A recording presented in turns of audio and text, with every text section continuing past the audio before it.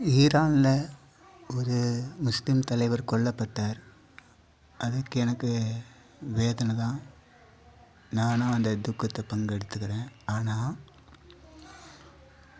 ஒரு துறைமுகத்திலேருந்து இன்னொரு துறைமுகத்துக்கு வருகிற கப்பலை வெடிக்கை செய்கிறது எந்த விதத்தில் நியாயம்? இங்கே இருக்கிற அநேக முஸ்லீம்கள் இருக்கிறீங்க.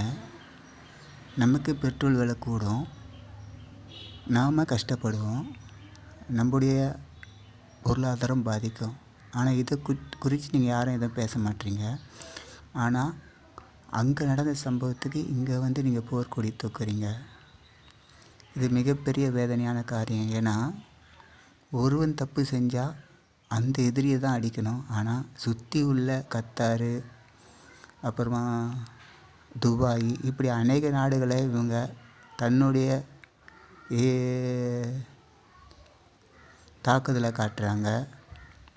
அப்படி செய்கிறது வந்து நல்லதாக எனக்கு படலை. தப்பு செஞ்சோன்னா நீங்கள் செய்கிறீங்களா, அது தப்பில்லை.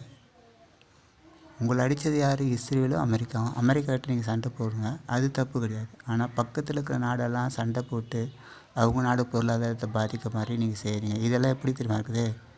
நான் செத்தாலும் பரவாயில்ல, அடுத்தவனும் எல்லாமே சாவணும் ஒட்டு மொத்தமாக, அப்படி என்ற ஒரு கொள்கையில் நீங்கள் இருக்கிறீங்க. நான் இந்த பதிவிட போட்டிருக்க மாட்டேன். ஆனால் இன்றைக்கி நான் பார்த்தேன், ஒரு 6 கப்பலை கடலுக்குள்ளே கண்ணி வெடி வச்சு இந்த 6 கப்பலும் உடைகிற மாதிரி, வெடித்து செதுற மாதிரி பண்ணியிருக்காங்க. அது மாத்திரமல்ல, இந்த துறைமுகத்தில் இருந்து போகிற கப்பலை எல்லா கப்பலும் வெடித்து செதுற மாதிரி கடலுக்குள்ளேயே நீங்கள் கண்ணி வெடி வச்சுருக்கீங்கன்னா, அப்போ உங்களுடைய எண்ணம் சிந்தனை எப்படி இருக்குன்னா, மனுஷங்க நல்லா வாழக்கூடாது, என் குடும்பத்தில் ஒருத்தன் செத்தானா உன் குடும்பத்தில் இருக்கிற கருவிலேருந்து எல்லாமே அழியணுன்ற எண்ணத்தில் தான் நீங்கள் செய்வீங்க. தப்பாக எடுத்துக்காதீங்க. ஏன்னா இந்த பதிவில் நான் போட மாட்டேன். ஆனால் நீங்கள் செய்கிறது மிகப்பெரிய தவறான காரியம். நானும் முஸ்லீம்ஸை நேசிக்கிறேன், அதில் எந்த விதமான மாற்று கருத்தும் இல்லை. ஆனால் இது போல் காரியத்தை செய்கிறது வந்து மிகவும் தவறான காரியம். ஒரு பெட்ரோல் வாங்குறதுக்கு எவ்வளோ கஷ்டம். 100 ரூபா, 120 ரூபா. எத்தனையோ மக்களுங்க, ஏழை மக்களுங்க இருக்கிறாங்க. 100 ரூபாய்க்கு பெட்ரோல் போட்டுட்டு வேலைக்கு போவாங்க, அது திருப்பி வருவாங்க. திடீர்னு 150 ரூபாய்க்கு பெட்ரோல் ஏறிச்சுன்னா அவங்களுடைய வாழ்வாதாரம் பாதிக்கும்.